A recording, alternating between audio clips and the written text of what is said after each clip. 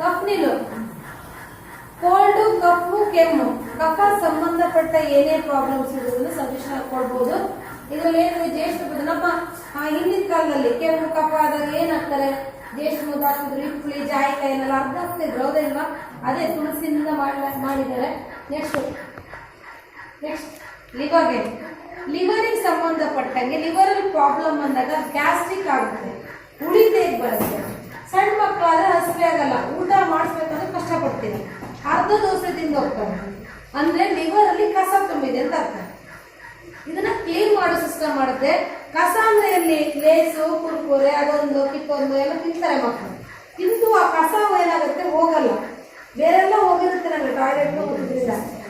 ಆ ಏನು ಕೆಮಿಕಲ್ ಅನ್ನೋದು ಕೆಲವೊಂದು ವಸ್ತು ನಮ್ಮ ದೇಹದಲ್ಲಿ ಮಕ್ಕಳ ದೇಹದಲ್ಲಿ ಹೋಗಿರುತ್ತೆ, ಅದೇನಾಗುತ್ತೆ, ಹಸಿವೆ ಮಾಡಿಸಲ್ಲ ಮಕ್ಕಳಿಗೆ. ನಿಮ್ಮ ಅಮ್ಮ ಅವ್ರಿಗೆ 4 ತಲೆನಷ್ಟು ಕೊಟ್ಟಿದ್ದು ತಿಂತಿದ್ದೀರಿ, ಇವಾಗ ನಿಮ್ಮ ಮಕ್ಕಳಿಗೆ 4 ತಲೆನಷ್ಟು ಕೊಡಿಕವ ತಿಂತಿಲ್ಲ.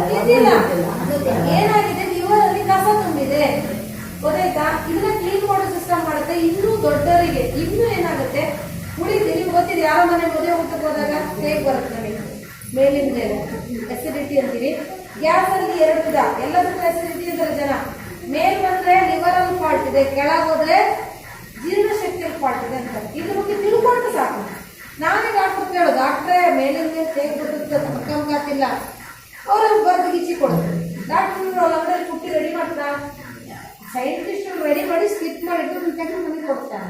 ಇದು ನನಗೆ ನಾನು ಓದಿದ್ದೀನಿ ಬಿಟ್ಟಿದ್ದೀನೋ ಗೊತ್ತಿಲ್ಲ, ಮಾಡಿ ನಾವು ಓದಿದ್ದಾರೆ, ಅದ್ರ ಬಗ್ಗೆ ಅನುಭವ ಇದೆ, ಸರ್ಕಾರ ಅದಕ್ಕೆ ರೆಡಿ ಮಾಡಿಟ್ಟಿದ್ದಾರೆ.